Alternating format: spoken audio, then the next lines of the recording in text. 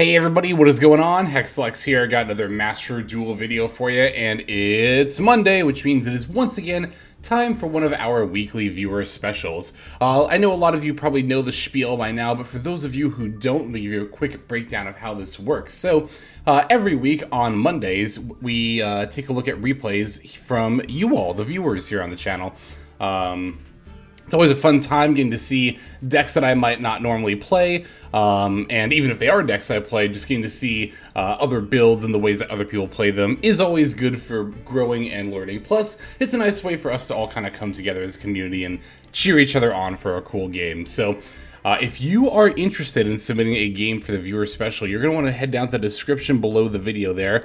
There's a link in there to our Discord server, the Hexlexplex. If you go down to the Master Duel section there, you will find a channel called Viewer Special Submissions. And in there, you can leave your 9-digit player ID. That's going to be the main bit of info I need in order to view your replays. Please make sure that your replays are publicly saved and that you are entering this 9-digit number correctly. Those are the two most major things that stop me from looking at people's replays. So please make sure that information is all set there. And again, that your replays are saved publicly. So, you're free to submit as many different games as you like. The only thing I ask is that you don't spam submit the same game over and over again. But if you've got 10 different replays, you can do 10 different submissions. I am 100% okay with that. If you want to leave a little bit of a blurb about the game as well, that's very, very helpful. Even just as simple as I played this deck versus this deck. But definitely if you have like more than one replay you want me to see, or you have more than one replay publicly saved, make sure you're leaving either your opponent's name and or the date and time so that I know exactly which game you want me to watch, right? But, yeah, I think that covers pretty much everything. So without further ado, let's go watch some of your games. Okay, so our first game comes to us from Kitomi Mac, who has a game with Ragnaraika Naturia. Been seeing a lot of Ragnaraika, of course, since the deck came out in MD, but I've not seen the Naturia variant, so was curious about that. Looks like we're up against Voiceless Cash. It's kind of interesting. Alright, let's see what we got here. Looks like we're going to be taking the second turn this time around.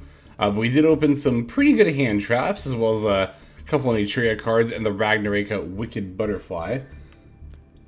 Alright, don't mind me just taking a little, just curious, taking a little peek at the extra deck here. Alright, they're going to lead with the Kashira Unicorn, going for the Birth. Throwing down that Birth, yep, setting one and then passing over to us. Alright, let's see what this deck can do. Triple attack, also not a bad draw. I'm going to start with the Wicked Butterfly. Looks like we're going to pitch that. Opponent's going to chain the Maxi. We, of course, have the Ash Blossom, and now our triple attack is live as well. Very, very nice. Ooh, they have a called by. Okay, interesting. Yeah, that'll definitely shake things up at least a little bit here. What is the effect of the Butterfly exactly that we activated anyway? Let me see this.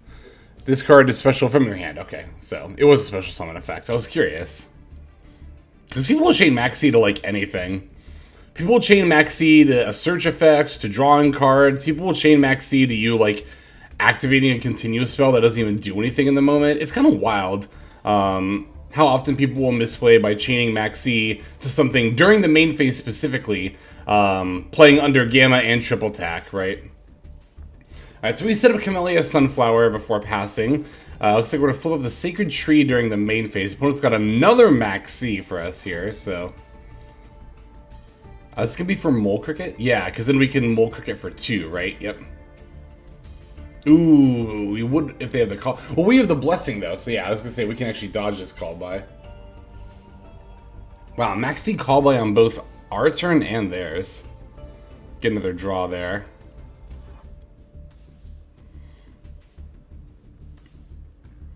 Alright, they get to extra deck rip us. Oh, and I guess they get to do the Birth effect as well. And neither of these seem like they're like huge deals though, so. Oh, maybe they are, because we are gonna Valor the Unicorn. I guess that does also stop the search too, so Valor pulls double duty there. Alright, Camellia bin the tree. Birth banish some stuff that doesn't really matter. They didn't banish the Ragnaraika in our yard, which is kind of surprising. Or wait, did they? No, they didn't. I don't know why. Okay. Okay, so we're going to battle over the Sunflower. Of course, makes sense as a means of preventing their stuff from getting negated. We do have our own Maxi in response to their prayers of the Voiceless Voice, so...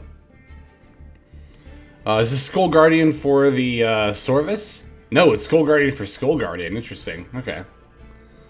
Ooh, we got another Veiler there. That's pretty decent. And yeah, we're gonna use it here. Good, good, good.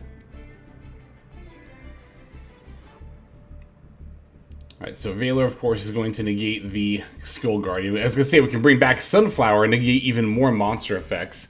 In that regard, the draw off the Maxi there doesn't even really super matter that much.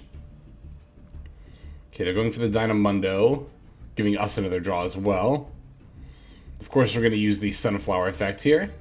Milling 2 to negate and destroy the Dynamundo. I believe Camellia is a soft once per turn, right? Yes, or a hard once per turn, rather. Okay. Okay, so they have 1-for-1 Pitch Veiler for the low F. We just get to use Sunflower again. They only have 1 card left in hand at this point, so they're probably out of stuff. But even if they aren't, they are still going to have to play through our Maxi here. So, okay, they're going to bring back the Unicorn, which will give us another draw. Set 1, and then pass. Cool. Okay. Yeah, things are looking pretty good for us here. I get a Naturia Blessing to bring back the Sunflower. It's good to have that that protection up. It also gets the birth out of the way nice and early. Honestly, if I was the opponent here, I would have definitely waited on these birth effects, both of them. I feel like they could have easily gotten some good advantage here. Oh, wow, we went for the Barkion. Hell yeah. It's going to stop the face down card here, which is nice. We can summon out 2 because we were tied for attack points there. Alright, so we got the Samurai Beetle and the Hunting Dance. Going to banish the Samurai Beetle. Now linking off Evil Seed and Mole Cricket for the Skeletal Soldier. Leaving up Barkion and Sunflower to stop both Trap Card and monster effects. Okay, we got Bloom. Samurai Beetle plus Skeletal Soldier is going to be Mantis Monk? Yes. No, wait. Celine? I forgot there were 2 Link 3s. What is this one? Celine Snapper. You can banish up to 2 monsters from your graveyard, target that many spell trap cards your opponent controls, destroy them. Discard is in your graveyard, target a thing. Place it on bottom, special it. Okay, yeah, all the links do that, that's right, okay. Alright, so it looks like we're going to get to bring back the Evil Seed, and we are going to use the effect to blow up their back rows here. Looks like Imperm was their other back row. Which, of course, we can simply negate with the Barkion.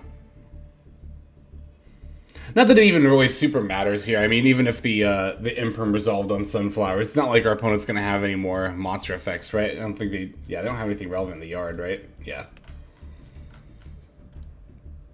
Alright, we are going to Sunflower the Unicorn here. It makes sense, because it's totally free, and it'll clear it off the field, which makes it even easier to OTK. Not that I think we're going to have too much of an issue doing it there, so... Yeah, wow, the Naturia stuff in combination with the Ragnaraika, which of course makes sense, right? Because it's all like plants. Oh, it is all plants and insects, isn't it? Naturia is all... Well, I guess they have some rock monsters too, but like, those ones aren't very good anyway, so... yeah, no, that actually turned out very, very well. Very, very good combination of archetypes there. Very good stuff. Thank you very much, Mac, for showing us that one. We, of course, still have a couple more games to see, though. Let's check out our next duel. Okay, our next game comes to us from Emmy, who has a Charmers deck going up against 60-card Lab, Horus, Dinomorphia, some kind of combination of that. Emmy says, I call the deck Charmers. It consists of Scareclaw, Sky Striker, Makonko, and a bunch of going second cards. The idea is to take the opponent's monsters and gather a bunch of different attributes, then using Awakening of the Possessed to gain a bunch of attack and OTK. Yeah, I definitely not heard of a concept like this before, so I was quite eager to see what you got cooking up here. Sounds like quite the pile deck, and y'all know how I feel about pile decks. I love them. For those who don't know, I do love them. I think they're great. Ooh, we do indeed have a bunch of going second cards and our Charmer cards as well. I'm gonna spy on the extra deck here for a second. I'm curious. Sure enough, we have all of the Charmer Link 2s here. That's good. That's awesome. So, yeah, the Scareclaw and the Sky Striker stuff, just as mentioned. All right, let's see what we got here. All right, opponent's going to lead with, looks like the Lord of the Heavenly Prison, as well as Imseti, pitching the rollback. Got that King Sark to bring back the Imseti here. Pitching Welcome Lab. Pitching Welcome Lab? Oh, because of the rollback. Right, of course, yep. All right, so there's Hoppy rollback for the Welcome Lab for Ariana. Ariana F's. Looks like they're going to add a Stovey off of that. Our opponent's deck is cool. I just kind of wonder what Dark Calling. I saw that. Oh, wait a second. It is a rock. Hang on. I think I know what our opponent's up to here.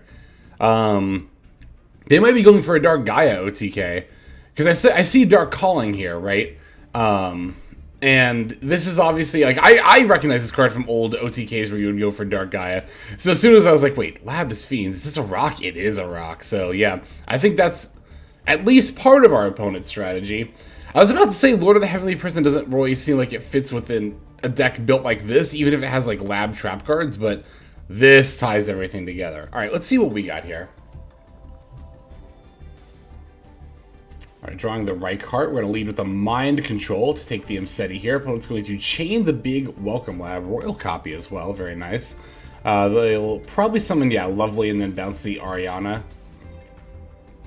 Oh, no, duh. They just bounced the Imseti that we're targeting, of course. Duh. All right, Lovely and Ariana both get to activate here, as well as the Welcome Lab. And the Stovey. Classic Lab chain link. Looks like they're going to throw down the Lord of the Heavenly Prison at this point as well. Alright, so there's that. Setting Fusion Destiny. Wow, our opponent's deck is full of surprises here. Stovey for the summon, Welcome Lab for the set, Ariana for the draw, and then set, Lovely for the hand rip for the Spirit Charmers. Okay. Which one of these cards, hang on, let me actually read these cards for a sec here. Discard one card, take two different cards from your deck with different names from each other that are Charmer monsters, familiar persist monsters, or persist support traps. Add one to your hand, set the other. Interesting, okay? Possess Partnership, special summon one spellcaster with 15 or defense from your hand or graveyard attack position or face down defense spell that if you control monsters 2 or more different attributes, destroy a card in the field, manage to card from your graveyard, target a possess, continuous, blah, blah, blah, blah. Okay, cool, perfect. So I want to make sure I knew what these do. Alright, so they have the Maxi in response to our Hornet drones, which is pretty annoying. So they're also going to use the Stovey effect now. Setting the Lab as we summon our token. Now, it looks like, I mean, given the fact this is a 2-turn replay, I imagine we're just going to go for the OTK through the Maxi, which makes sense. I mean, especially for a deck like Lab or one that's like so trap-focused, like it's less likely that they're going to have hand traps, and more likely they're going to have a bunch of like trap cards they're not going to be able to use during this turn, so. Alright, making Dark here. Dark F to grab back the Imseti. Looks like we're going to link off the Dark and Imseti now for Celine. Okay, Celine F. We get to place a bunch of counters. Got the Change of Heart on the Lord of the Heavenly Prison, which we're now linking off with the Celine for the access code. We haven't normal summoned yet, have we? We haven't. I didn't think we'd had. Okay. Alright, so we're going to start picking apart their field. They get to add with Hoppy here, but who really cares? And a Nib as well. We have a Nibiru coming down here. That is, I was going to say earlier, that's the one thing that I would be scared of under, or through Maxi here, is the Nib. But as mentioned before, we do still have that normal summon, so let's see what we got here. Reichardt, and they're going to Ash Blossom it, so no, I imagine we're adding a rival. It's usually what you get off of Reichardt, but maybe we have something else cooking. We do still get to link off the Reichardt in order to summon our Lightheart, of course. Now we get the Lightheart F to add the Primitive Planet Reichphobia. Can activate the Reichphobia and add... We are adding Vysis, okay. So Vysis can pop the Lightheart to special, then Lightheart can yet bring itself back. Okay, we have a Lady Lab, sure. Okay, we're linking Lightheart and the Nib token for Lina. I was wondering if there's going to be another Charmer. Makes sense. Oh, this is Vicious Astrolaud. I was like, what is banishing from the grave and field here? Yep, Vicious Astrolaud F on the Nib. Now we get to Lina F to bring back the Nib. That's fun. Alright, moving to battle. Oh, because they already paid half their life points! I always forget about stuff like that. I never check life points. It's actually like... I think it's actually cost me games before where I go out of my way to build an 8K board and play into stuff when my opponent only has like 4K left or something. But Yeah, that was definitely enough to do it right there. So there we go. Very, very cool deck. I love that take. Again, all these different archetypes mashing together into a pile deck is like something that not a lot of Yu-Gi-Oh players like, which I don't really understand. To me, that is like the height of creativity in this game. Is like, because you know, archetypes are like very obviously intended to play, you know, within themselves, right? But when you can weave together a bunch of archetypes that seemingly don't have anything in common and make them into a cohesive deck like this, that is like, to me, that is the peak of creativity in Yu-Gi-Oh! Good stuff. Thank you very much, Emmy. Very, very much appreciate that submission there. Let's go ahead and take a look at one more before we finish off. And for our final game, we're going to take a look at a game from Surma, aka Madeless, who has a game with another pile deck. RDA Centurion Labrynth, and we're going to be playing against Voiceless Voice for this game, so very eager to see what we've got cooking up here. RDA Centurion Lab. It makes sense, right? Like, the RDA stuff has Fiends, which Lab kind of cares about. The Centurion, obviously, and RDA makes sense together, two secret archetypes. Whenever I see a pile deck, it's always the first thing I'm thinking about, okay, what is the through line for this? But a lot of the time, you actually need to see the deck in action to kind of see that through line, right? Looks like we opened with a lot of RDA stuff here. We got Soul and Bone Resonator, Bone Archfiend, rather. Soul Resonator, of course, being pretty much the main starter for the deck there. Going into the Red Rising for the Crimson Resonator, which can pull out 2 more Resonators from deck. That's kind of like the Junk Speeder line for the RDA deck, in a way, isn't it? It's cool. Makes you want to try RDA. Ooh, I have enough viewers to do that. Ooh, that just occurred to me. I could actually try out RDA. They have a pack too, don't they? Did they add RDA's new stuff to their pack yet? I'll have to check that after this game.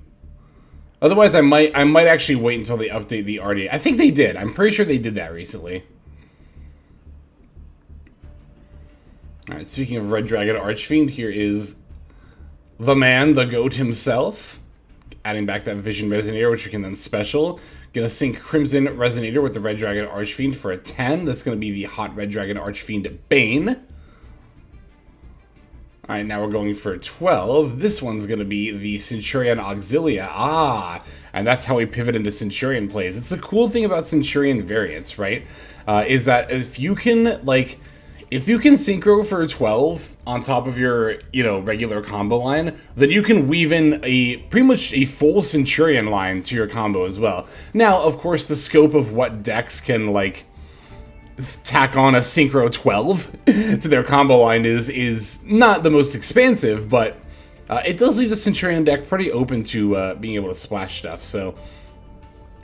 Alright, they're going to Deer Servant. We're going to negate with the Hot Red Dragon Archfiend Abyss and go for the Trudea. Looks like our opponent's got a Max C, though, which is pretty brutal, because if we are going for Crimson Dragon and trying to summon off that, that's going to be a lot of specials. So I think in this situation, it might be better just wait for Legation, just give them minimal special summons, which it looks like we're doing here. So, alright, they've got the Saphira, and they have the low in hand. Normal summon low for the barrier. Barrier F. We're going to Druid Swarm the Saphira here. Makes sense.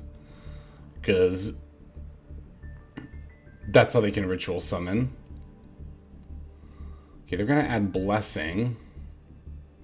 Alright, looks like we're going for it. We're going to use the Field Spell effect. We are going for Crimson Dragon. Okay. This will give them an extra draw. Ooh, we have a Royal Crimson Dragon. Very nice. And then going for the Blazar. I will say that the Blazar, I like this card against Voiceless quite a bit, because a lot of the time, it really just takes one good disruption in order to stop them from being able to make plays here. Ooh, yeah, we get to use the Phalanx in response. Oh, but they have the Sorvis. I was just going to say, we can use the Phalanx in response to potentially blink the low, but they might have the Sorvis, and it looks like they did here, so. Alright, they are going to get to summon out their Skull Guardian with the double attack and protection, and negate, of course. Oh yeah, they're under Maxi. I forgot about that. That's good for us. I forgot we both resolved Maxi this turn. Alright, so we got Primera and Vision Resonator. We're going to add Odd Eyes Pendulum Graph. Place that in the zone Set, move to battle, hit over our Red Dragon Archfiend. Looks like they're going to negate our Crimson Gaia as well, which makes sense.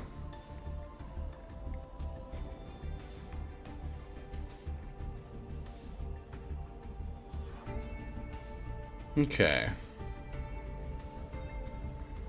There's our lab stuff too. There's Lady Lab, yep. Okay, so Auxilia is going to activate, and then they're going to chain the Sorvis F for another Skull Guardian. The Skull Guardian's negate once hard once per turn? Yes, it is. Okay.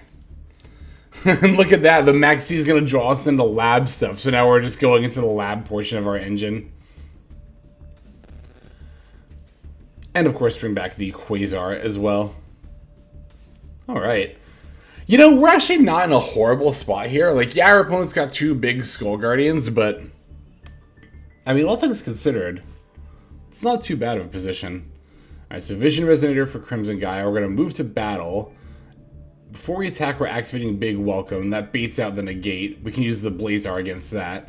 And again, it's a hard once per turn, so it doesn't matter that they have the second copy.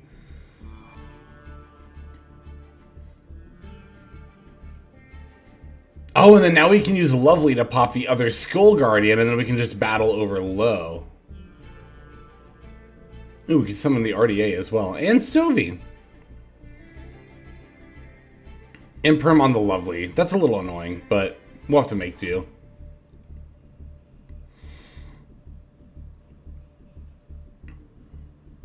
Alright, here's the RDA coming back. Now, you just be careful about Red Dragon Archfiend. Don't leave it face up on the field during the end phase, otherwise it'll blow up everything that didn't battle, including your own monsters. But I'm sure you know that already. Sorry, it was more for everyone else, so... We're going to use the, Well, I didn't realize that blew up your field, too. Which one is this one again? Scarlight Red Dragon Archfiend. As many other special summon effect monsters as possible. Yep, so that did blow up our field as well. It also did get rid of the low. Alright, so we get to bring back Auxilia with Phalanx. Moving to the end phase. Sorvis puts back that Guardian, and then we can set up the Primera, and then we get Blazar back too. Good call on which Skull Guardian you left up as well. I actually didn't realize that Sorvis put the monster back. That's what I get for not reading, but yeah, until the end phase of the next turn. Shuffle into the deck during the end phase of the next turn, so that's good. That's good stuff. Alright, so we have the Blazar F on the Saphira here. We're also going to chain the Welcome Lab at this point. Both got an Ash for the Welcome Lab. But we do still have our Centurion stuff as well that we could do. For the Geisha, for Crimson Dragon again, for the Red Supernova. I don't know which one I think would be better here. Probably the Legeisha. I feel like that has more use against Voiceless than the Red Supernova. Oh, so my my face. I just realized my face has been shocked the whole time. Because I was using the number pad. That's right. And I always forget I have my facial expressions tied to the number pad. I just glanced over at my other monitor and saw my sprite's face. That's good. I'm just shocked at how cool these pile decks are. What can I say? Alright, so they got low, they got the Blessing, they're going off here, but we still have our Centurion stuff. Going for the Odd Eyes Pendulum Graph. I can't believe that card has summon animation. Like, I don't know, not that it's not a cool card, but it's like there are so many cool cards that don't have summon animations. It's weird that Odd Eyes Pendulum Graph does. Alright, so they're negating the Primera effect to summon. Battling over our Scarlight. Crimson Gaia gets to bring back the Scarred Dragon Archfiend. They're battling over Auxilia as well. Makes sense. Alright, and then we get our Quasar back. It is nice that we have... Or not I keep saying Quasar, it's Blazar. It is nice that we have the Blazar in this situation. To kind of help mitigate the Skull Guardian negate. We can just use the Soul Resonator to stop the destruction there. That's good.